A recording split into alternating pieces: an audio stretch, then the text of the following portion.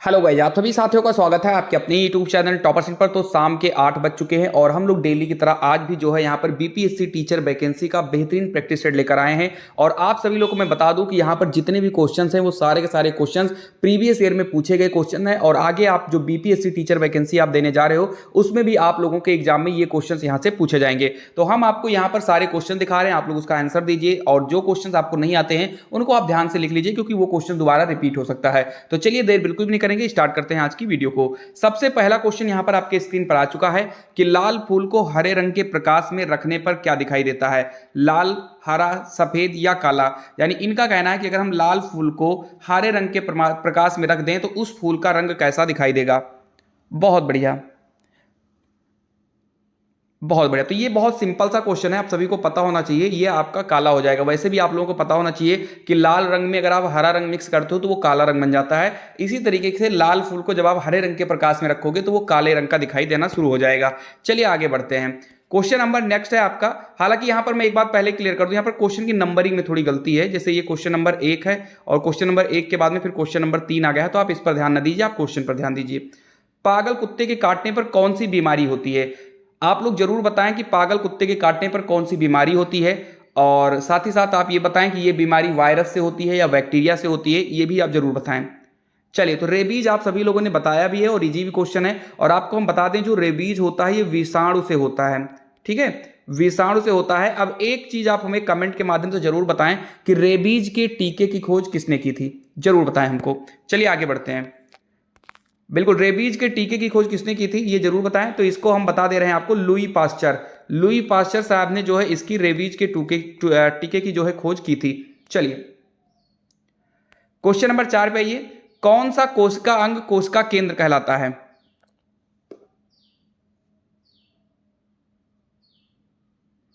बताइए। ये माइटोकांड्रिया थोड़ा गलत लिखा है, इसको सही कर लीजिएगा। माइटोकांड्रिया ऐसे नहीं लिखा जाता है। चलिए,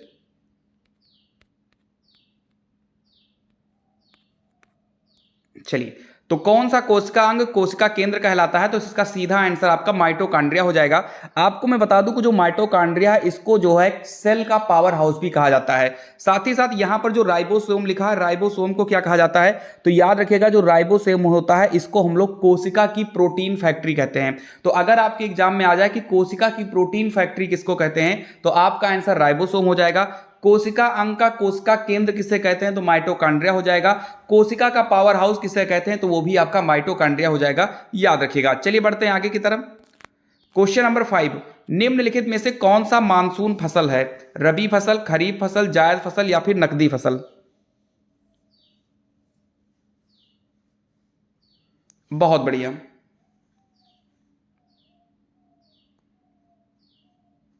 चलिए, तो यहां पर जो खरीफ फसल दी गई है इसका राइट आंसर हो जाएगा, क्योंकि जो रबी फसल है इसको सॉरी जो खरीफ फसल है इसको हम लोग मानसून फसल कहते हैं, क्योंकि जब हमारे देश में मानसून आता है तभी जो है हम लोग खरीफ की फसल की बुआई करते हैं। इस समय जो है हम लोगों की खरीफ की फसल चल रही है, जैसे कि हम लोग धान की बुआई करते हैं। ये सब जो है हम लोगों का किसके अंतर्गत आता है, खरीफ में आता है। खरीफ क्या अगर पूछा जाए किस महीने में इसकी बुआई की जाती है, तो जून से जुलाई के महीने में इसकी जो है बुआई की जाती है। और खरीफ के फसल में कौन कौन सी फसल आती है, तो धान आ जाता है, मक्का आ जाता है, गन्ना आ जाता है, मूंगफली आ जाता है, अरहर, उड़द, ये सब जो है आपके खरीफ फसल आते हैं। वहीं पर अगर हम बात कर लेते हैं किस फसल की, बिल्कुल अगर हम जायद फसल की बात करें तो जायद फसल को हम लोग गर्मा फसल के नाम से भी जानते हैं। तो अगर ये कहा जाए कि गर्मा फसल किसको कहते हैं, तो आपका जायद हो जाएगा।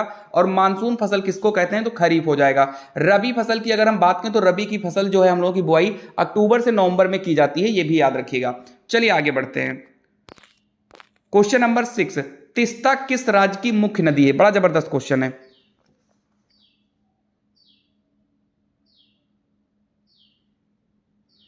तिस्ता, तिस्ता को मैं अगर बता दूं, तिस्ता जो होती है ये आपकी ब्रह्मपुत्र नदी की जो है सहायक नदी है। ब्रह्मपुत्र नदी की सहायक नदी है कौन सी, तिस्ता नदी। और तिस्ता नदी कहां की मुख्य नदी है, तो ये सिक्किम, ठीक है, सिक्किम की राजधानी गंगटोक है, ये भी आप लोगों को याद रखना है। चलिए आगे की तरफ बढ़ते हैं। मानव ऊतक किस प्रकार का ऊतक है। एपिथिलियस ऊतक, ढीले संयोजी ऊतक, तरल संयोजी ऊतक या फिर मास्ट ऊतक। बहुत बढ़िया।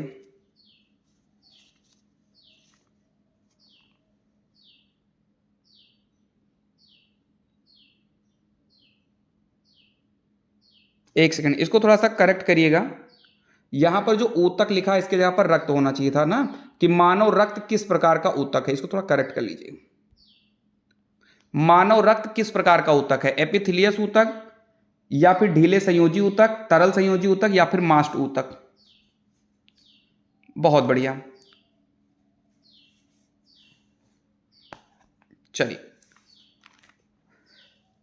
चलिए हम लोग बात करते हैं इसके राइट आंसर की। तो आपको पता होना चाहिए था कि जो आपका मानव रक्त होता है बिल्कुल वो आपका तरल संयोजी ऊतक होता है। ठीक है, तरल संयोजी ऊतक होता है। आपको हम बता दें कि जो आपका ऊतक होता है, सॉरी जो आपका रक्त होता है वो आरबीसी, डब्ल्यूबीसी, प्लाज्मा और प्लेटलेट्स, इन चार चीजों से मिलकर बना होता है। ठीक है, अगर कहा जाए मानव शरीर में रक्त का निर्माण कहां होता है, तो बोन मैरो यानी अस्थि मज्जा में जो है रक्त का निर्माण होता है। ये भी आपको याद रखना है, क्वेश्चन पूछा भी गया है, अनगिनत बार पूछा गया है। रक्त का निर्माण कहां होता है, तो अस्थि मज्जा में होता है, याद रखिएगा, जिनको आप बोन मैरो के नाम से भी जानते हैं। जो मानव का रक्त होता है वो चार चीजों से मिलकर बनता है, आरबीसी, डब्ल्यूबीसी, प्लेटलेट्स और प्लाज्मा, इनसे मिलकर बनता है। और साथ ही साथ अगर हम बात करते हैं रक्त में क्या पाया जाता है, हीमोग्लोबिन पाया जाता है। या आपके एग्जाम में ऐसा भी क्वेश्चन पूछा जाता है कि रक्त में कौन सा तत्व पाया जाता है, तो रक्त में लोहा पाया जाता है। ठीक है, आयरन की मात्रा पाई जाती है, याद रखिएगा। चलिए आगे की तरफ बढ़ते हैं। क्वेश्चन नंबर 8, वस्तुओं में भार किस बल के कारण होता है। यहां पर भार है, इसको करेक्ट करिएगा। वस्तुओं में जो भार है वो किस बल के कारण होता है।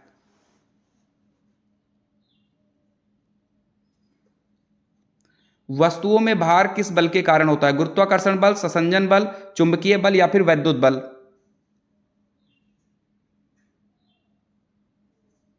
बहुत बढ़िया। तो वस्तुओं में जो भार होता है वो आपका किसके कारण होता है, बिल्कुल, तो ये आपका गुरुत्वाकर्षण बल के कारण होता है। क्योंकि आपको बता दें गुरुत्वाकर्षण बल F बराबर होता है mg।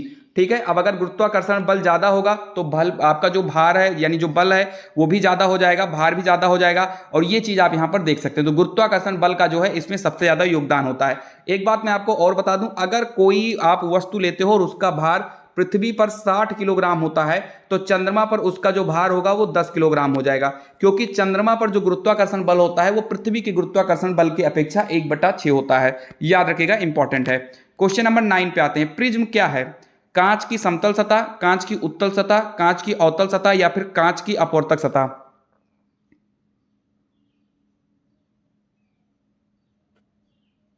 बहुत बढ़िया।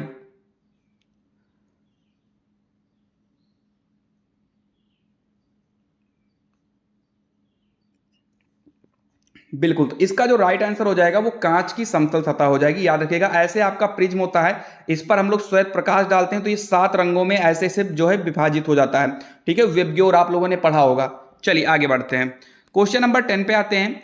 गैसीय माध्यम में ध्वनि तरंग की प्रकृति कैसी होती है, अनुप्रस्थ तरंग, अनुदैर्ध्य तरंग, विद्युत चुंबकीय तरंग या फिर पहला और तीसरा दोनों। एक बार लाइक कर दो सभी लोग, सभी जितने भी छात्र हैं वो एक बार वीडियो को लाइक कर दें। दोस्त अगर आपके हैं उनको भी आप शेयर कर दीजिए, चाहे वो बीपीएससी की तैयारी कर रहे हो नहीं कर रहे हो तब भी शेयर कर दीजिए, जीके सभी की जो है स्ट्रांग हो जाएगी। ठीक है, तो लाइक जरूर करें सभी लोग। गैसीय माध्यम में ध्वनि तरंग की प्रकृति कैसी होती है, क्वेश्चन नंबर 10 का आंसर बताइए।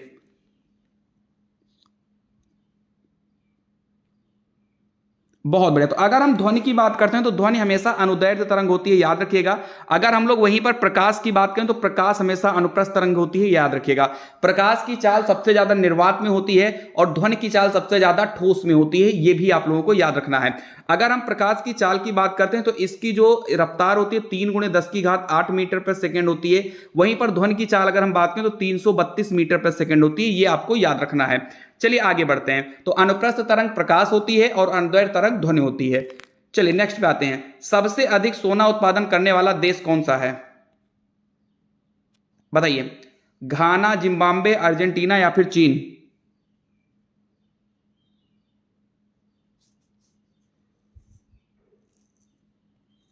बहुत बढ़िया।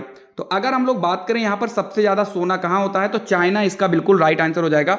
विश्व में सबसे ज्यादा उत्पादन करने वाला जो यहां पर देश है वो आपका चाइना हो जाएगा, जहां सबसे ज्यादा सोना होता है। अगर यहीं पर क्वेश्चन पूछ लिया जाए कि भारत में सबसे ज्यादा सोना किस राज्य में होता है, तो याद रखिएगा अगर भारत की बात किया जाएगा तो भारत में सबसे ज्यादा जो सोना होता है वो कर्नाटक राज्य में पाया जाता है, याद रखिएगा। बहुत ही ज्यादा इंपॉर्टेंट है, ठीक है, क्योंकि सोने की खाने कोलार है, धारवाड़ है, रायचूर है, ऐसे जिले जो है वहां पर सोने के सबसे ज्यादा उत्पादन होते हैं। तो अगर विश्व में पूछा जाए सबसे ज्यादा सोने का उत्पादन तो चाइना, और अगर पूछा जाए भारत में के किस राज्य में सबसे ज्यादा सोना होता है तो कर्नाटक आपको याद रखना है।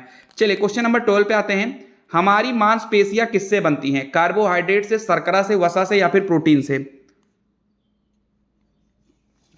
अच्छा क्वेश्चन है।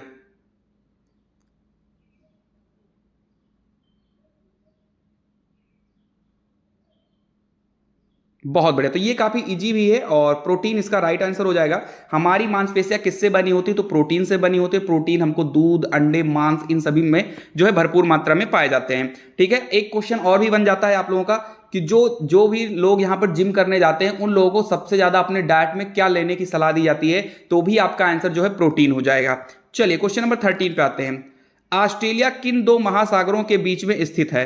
हिंद महासागर और प्रशांत महासागर, हिंद महासागर और अटलांटिक महासागर, प्रशांत महासागर और अटलांटिक महासागर, आर्कटिक महासागर और हिंद महासागर? बताइए।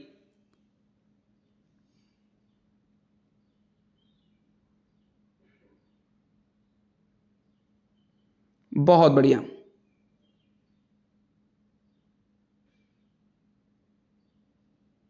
बिल्कुल। तो हिंद महासागर और प्रशांत महासागर के बीच में आपका जो ऑस्ट्रेलिया महाद्वीप है ये आपका स्थित है। याद रखिएगा ऑस्ट्रेलिया महाद्वीप, देखो टोटल हमारे पास महाद्वीप कितने हैं? 7 महाद्वीप हैं, जिसमें सबसे बड़ा महाद्वीप आपका एशिया महाद्वीप है और सबसे छोटा महाद्वीप आपका ऑस्ट्रेलिया महाद्वीप है, जो कि हिंद महासागर और प्रशांत महासागर के बीच में स्थित है। याद रखिएगा।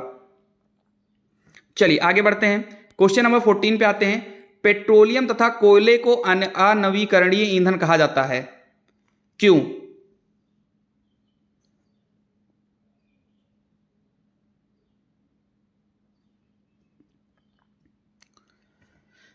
चलिए, प्रदूषण फैलाते हैं, महंगे होते हैं, प्रभाजी आसमान द्वारा प्राप्त किया जाता है, या बनने में कई साल लगते हैं?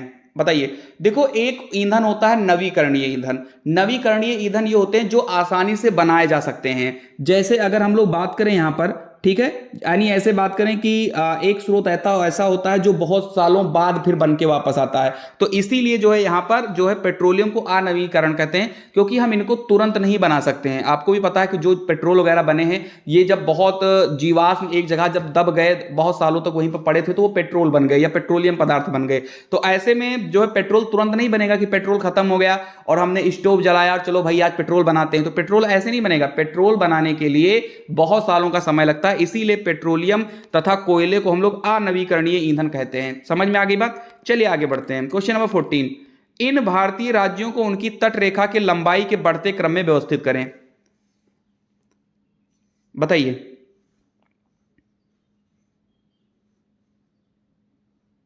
बहुत बढ़िया।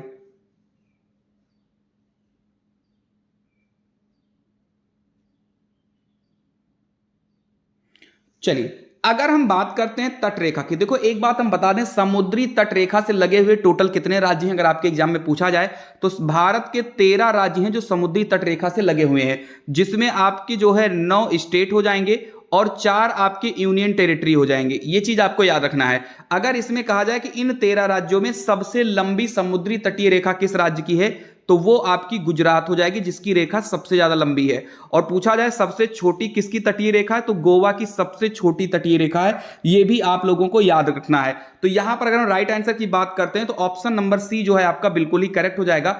सबसे छोटी गोवा, उससे बड़ी केरल, उससे बड़ा महाराष्ट्र और सबसे बड़ा आपका गुजरात हो जाएगा। तो ऑप्शन नंबर सी बिल्कुल करेक्ट हो जाएगा। आप लोग अगर नोट्स लिख रहे हैं तो उसमें सिर्फ इतना लिखें कि गुजरात की तटीय रेखा सबसे बड़ी है और गोवा की तटीय रेखा सबसे कम है। चलिए आगे बढ़ते हैं, एक बार लाइक मार दो सभी लोग, चलिए लाइक कर दीजिए। आजाद हिंद फौज की स्थापना कहां की गई? सिंगापुर, भारत, कनाडा या फिर अमेरिका? देखो क्वेश्चंस आपको इजी भी लग सकते हैं अगर आपको पता है, और अगर क्वेश्चन इजी हैं तो उसके जो मैं और भी एक्स्ट्रा फैक्ट्स बता रहा हूं वो जरूर दिमाग में रखिए, क्योंकि जरूरी नहीं कि एग्जाम में वही क्वेश्चन है जो मैंने स्क्रीन पर लिखा है, हो सकता है वो क्वेश्चन है जो मैं एक्सप्लेन कर रहा हूं। आजाद हिंद फौज,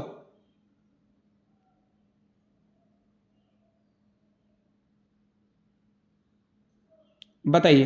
तो बिल्कुल 21 अक्टूबर 1943 ईस्वी को आजाद हिंद फौज की जो है स्थापना की गई थी, और किसने किया था? तो सुभाष चंद्र बोस ने की थी। याद रखिएगा, बहुत ही जबरदस्त ये क्वेश्चन है। और कहां पर हुआ था ये? सिंगापुर में इसकी जो है स्थापना की गई थी, याद रखिएगा। बहुत बढ़िया। सभी लोग आंसर जरूर टाइप करें। चलिए आगे बढ़ते हैं।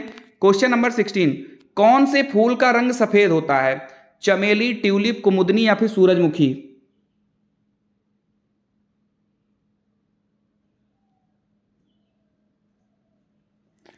चलिए, तो यहां पर जो कुमुदनी ऑप्शन है बिल्कुल करेक्ट हो जाएगा। कुमुदनी जो है ये आपका जो सॉरी सफेद रंग का जो है फूल होता है, याद रखिएगा। बाकी सूरजमुखी पता है येलो कलर का होता है। चमेली और ट्यूलिप के बारे में भी आप अच्छे से जानते होंगे। चलिए क्वेश्चन नंबर 17, भारत के किस शहर को नीले शहर के रूप में जाना जाता है? Question number 17।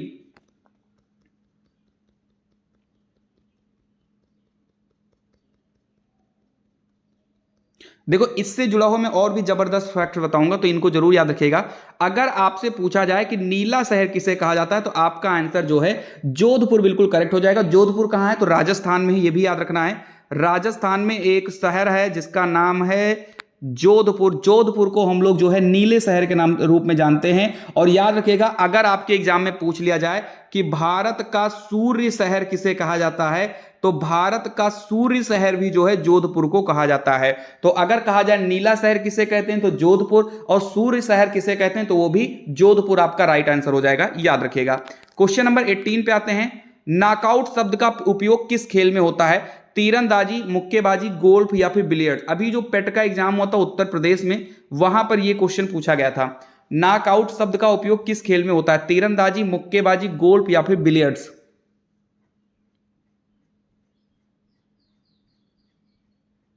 देखो, आपको मैं बता दूं, जो मुक्केबाजी है, मुक्केबाजी में क्या होता है, पॉइंट काउंट होता है कि हाँ इस खिलाड़ी के इतने पॉइंट है, इतने पॉइंट है। लेकिन अगर आपने कोई ऐसा शॉट मार दिया सामने वाली विपक्षी खिलाड़ी को कि वो नॉकआउट हो गए, नॉकआउट का मतलब कि वो दोबारा उठ ही नहीं पाई आपसे लड़ने के लिए, तो आप अपने आप जीत जाएंगे, फिर चाहे उसका पॉइंट कितना ही क्यों ना हो। तो नॉकआउट शब्द का प्रयोग जो है आपका मुक्केबाजी में किया जाता है। बहुत ही इंपॉर्टेंट क्वेश्चन ये था।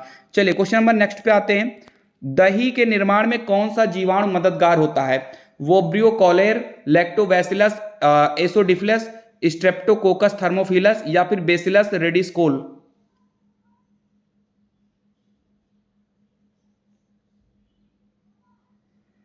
बहुत बढ़िया, बहुत बढ़िया। तो आपको याद होना चाहिए, एक ही तो यहां पर है जिसमें लैक्टो लगा हुआ। अगर दूध से संबंधित, दही से संबंधित कोई क्वेश्चन आ जाए तो आप जरूर याद रखिए कि लैक्टोबैसिलस, यानी जिसमें भी लैक्टो लगा हो वो आपका बिल्कुल सही हो जाएगा।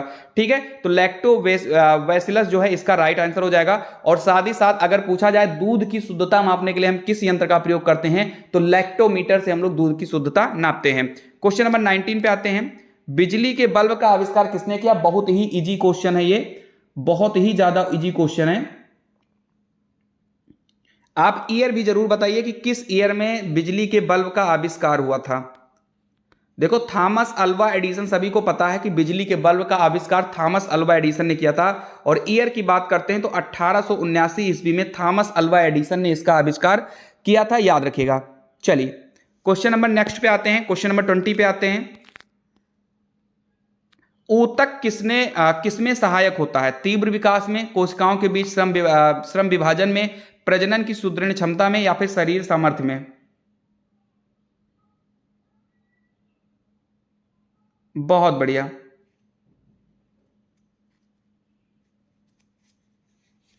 बहुत बढ़िया।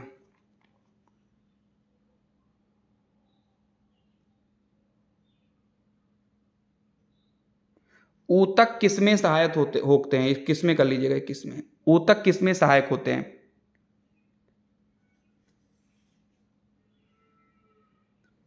बहुत बढ़िया,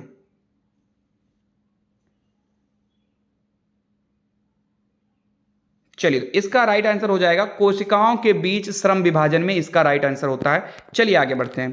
क्वेश्चन नंबर 22,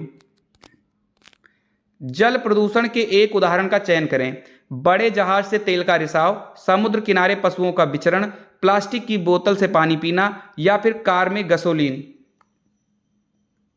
बताइए। बहुत बढ़िया, ये गैसोलीन होगा जो आपको चौथा नंबर ऑप्शन दिख रहा है। जल प्रदूषण के एक उदाहरण का चयन कीजिए। बहुत बढ़िया, बिल्कुल। तो इसका सीधा और राइट आंसर हो जाएगा ऑप्शन नंबर ए, यानी कि बड़े जहाज से तेल का रिसाव जो होता है वो जल प्रदूषण का एक बहुत बड़ा कारण बनता है। याद रखिएगा, काफी ज्यादा इंपॉर्टेंट है ये। ठीक है, चलिए आगे की तरफ बढ़ते हैं, क्वेश्चन नंबर नेक्स्ट को लेते हैं।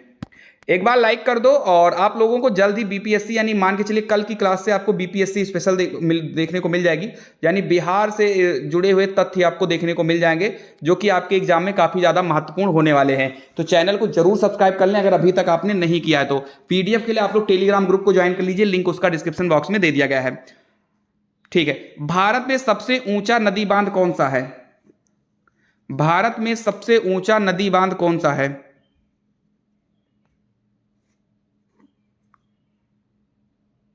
चलिए बहुत बढ़िया। तो अगर हम बात करते हैं इसकी, तो टिहरी बांध, टिहरी बांध जो है ये भारत का सबसे ऊंचा बांध है। और अगर हम बात करें इसकी ऊंचाई कितनी है, तो 260.5 मीटर इसकी ऊंचाई है।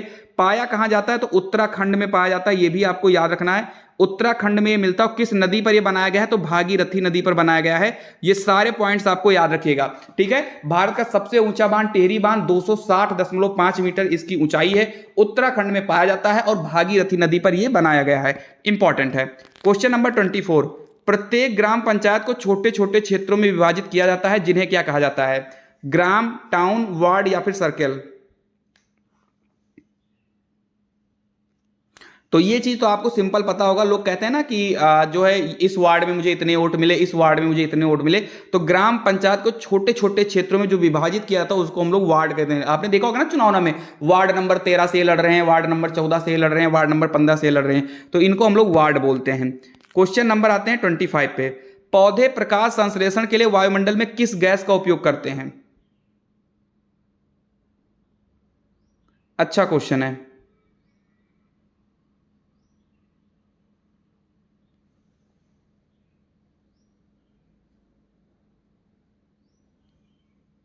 बहुत बढ़िया,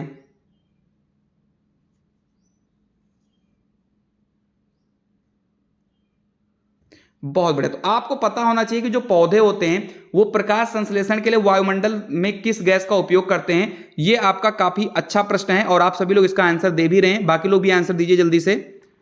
बहुत बढ़िया, सभी लोग आंसर दीजिए।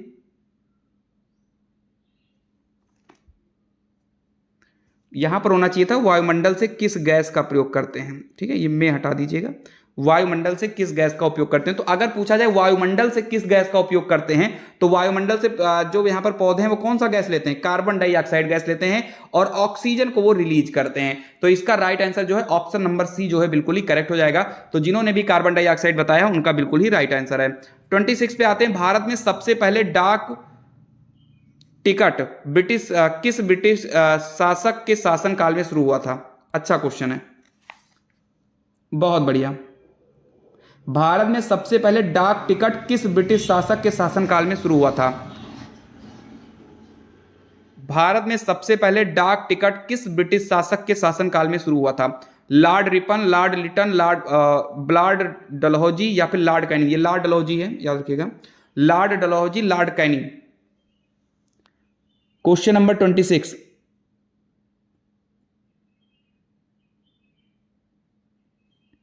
बहुत बढ़िया। तो याद रखिएगा 1852 में जो है हम लोगों को यहां पर डाक टिकट देखने को मिला था। और अगर कहा जाए उस समय पर कौन यहां पर जो है ब्रिटिश शासक के शासनकाल में हुआ था, तो लॉर्ड डलहौजी बिल्कुल करेक्ट होना चाहिए। आपको मैं यहां पर एक पॉइंट और अच्छे से बताऊंगा। 1853 ईस्वी में, 1852 में तो डाक टिकट शुरू हुआ था। 1853 ईस्वी में भारत में सबसे पहले रेलगाड़ी चली थी।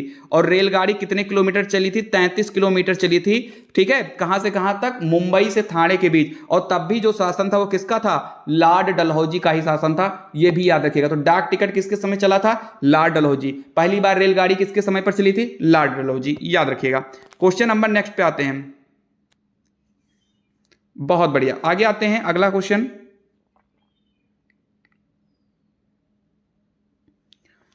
भूपेन हजारिका सेतु जिसे ढोला सादिया ब्रिज भी कहा जाता है, बताइए। जिसे ढोला सादिया ब्रिज भी कहा जाता है,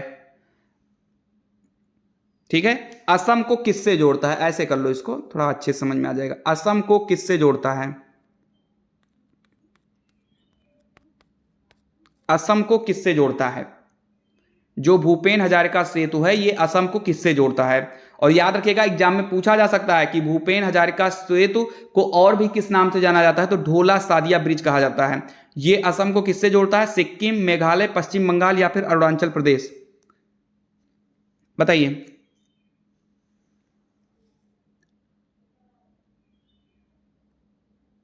तो बिल्कुल असम को किससे जोड़ता है? अरुणाचल प्रदेश से जोड़ता है। तो आपका राइट आंसर 27 का डी हो जाएगा। क्वेश्चन नंबर नेक्स्ट पे आते हैं। कौन सा राज्य नेपाल को भूटान से अलग करता है? बड़ा अच्छा क्वेश्चन है।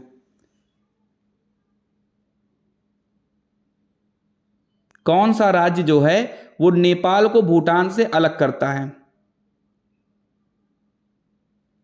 तो बिल्कुल इसका सीधा आंसर सिक्किम हो जाएगा। ठीक है, सिक्किम राज्य जो है वो नेपाल को भूटान से अलग करता है, याद रखिएगा। नेपाल की राजधानी आपकी जो है आपका काठमांडू हो जाएगी और भूटान की आपकी थिम्पू हो जाएगी, जिसकी मुद्रा इंगुलट्रम होती है। चलिए, फूलों की घाटी राष्ट्रीय उद्यान भारत के किस राज्य में स्थित है? उत्तराखंड, जम्मू और कश्मीर, हिमाचल प्रदेश या फिर मेघालय?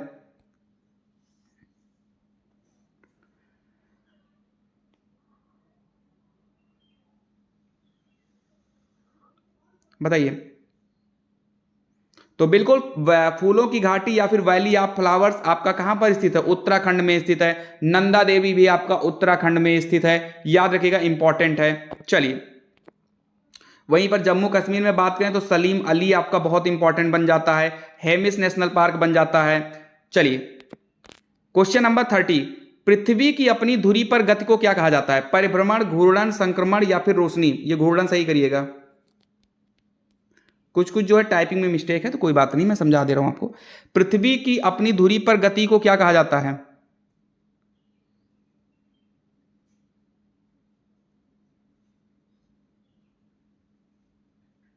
देखो, पृथ्वी की दो गतियां होती है, एक घूर्णन होती है और एक परिभ्रमण होती है।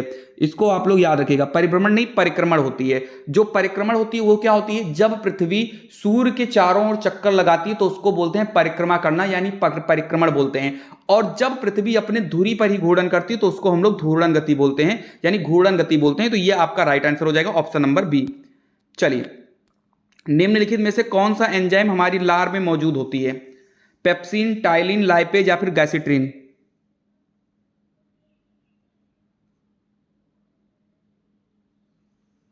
चलिए, आपको हम बता दें कि अगर पूछा जाए कि कौन सी एंजाइम हमारी लार में मौजूद होती है तो टाइलिन होती है। और एक दिन में एक स्वस्थ आदमी 1.5 लीटर लार जो है निकालता है, ये भी आपको याद रखना चाहिए, इंपॉर्टेंट पॉइंट है।